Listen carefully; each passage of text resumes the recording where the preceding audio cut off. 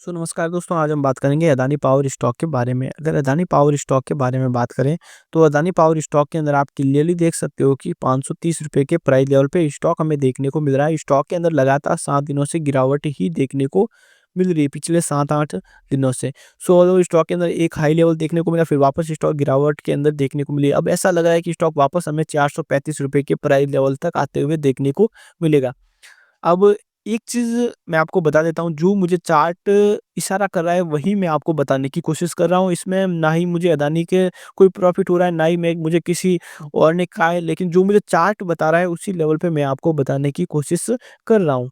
All over आप clearly देख सकते हो, पहले हमने च हमारे चार्ट ने हमें क्या कहा था कि स्टॉक जो है वो काफ़ी डाउन जा सकता है। स्टॉक का ट्रेंड है वो चेंज हो चुका है, स्टॉक का ट्रेंड है वो लोअर ट्रेंड की तरफ बढ़ चुका है, तो हमें वहीं गिरावट देखने को मिली, वहीं स्टॉप लॉस देखने को मिले और हमें स्टॉक काफ़ी गिरावट की ओर देखने को मिली। अब स्टॉक का नेक्स्ट टारगेट है वो ₹480 का प्राइस लेवल हो सकता है और 400 मतलब कि वापस स्टॉक हमें ₹435 के प्राइस लेवल पे आते हुए देखने को मिल सकता है। अब स्टॉक अगर ट्रेंड चेंज की तरफ माने, तो स्टॉक अगर ₹618 के लेवल को ब्रेकआउट देता है, तो हम मान सकते हैं कि स्टॉक अब जो है वो ट्रेंड चेंज हो चुका है, तब हमें स्टॉक वापस 800 या ₹700 के प्राइस लेवल पे भी जाता हुआ देखने को मिल सकता है। अन्यथा हम ये मानेंगे कि स्टॉक जो है वो ₹435 के प्राइस लेवल पे आकर फिर एक अच्छा सपोर्ट लेके स्टॉक एक वापस रैली दिखाने को मिलेगा, क्योंकि स्टॉक का ट्रेंड है वो एक लोअर ट्रेंड की तरफ बढ़ चुका है। स्टॉक जो लोअर ट्रेंड के बेसिस पे स्टॉक वर्क कर चुका है। तो यहाँ पे ये देखना होगा, पिछले 8 दिनों से आप क्लियरली स्टॉक को देख सकते हो कि लॉ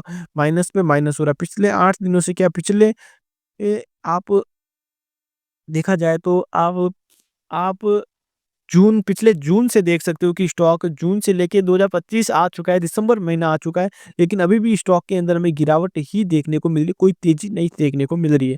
तो ये चीज़ें यहाँ पे अदानी के शेयरों के अंदर हमें ये भी देखने को मिली कि अगस्त महीना आ चुका था, अगस्त महीने से लगा के जून महीने तक स्टॉक के अंदर हमें तेज़ी ही देखने को मिली।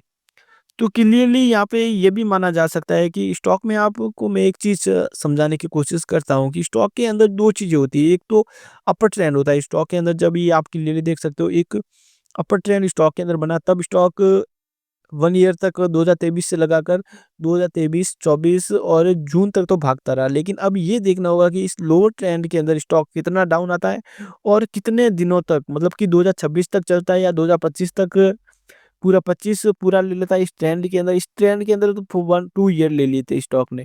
अब इस ट्रेंड के अंदर स्टॉक कितना लेता है, 2 ईयर लेता है या 1 ईयर लेता है, वो चीज़ें देखनी काफ़ी इंपॉर्टेंट हमें देखने वाली है। तो ये चीज़ें स्टॉक के अंदर होती हुई नज़र आ रही है। अब स्टॉक के अंदर न्यूज़ की बात करें, तो न्यूज़ काफ़ी पॉजिटिव न्यूज़ आ रही है, लेकिन फिर भी इफ़ेक्ट नहीं पड़ रहा। क्यों?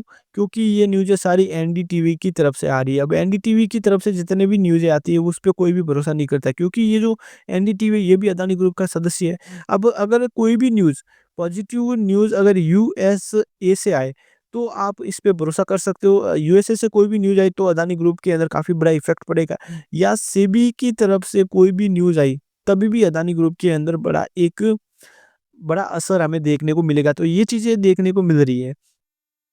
अब अदानी ग्रुप अब ये हमें ये जानना होगा कि अब अदानी ग्रुप के अंदर किस तरह से कैसे तेज़ी आएगी, वो चीज़ें मायने रखती है। क्या स्टॉक हमें वापस डाउन की तरफ आते हुए देखने को मिलेंगे, वापस वही 400 या 130, 230 की लेवल पे आते हुए देखने को मिलेंगे? तो ये सब कुछ जानना ज़रूरी है।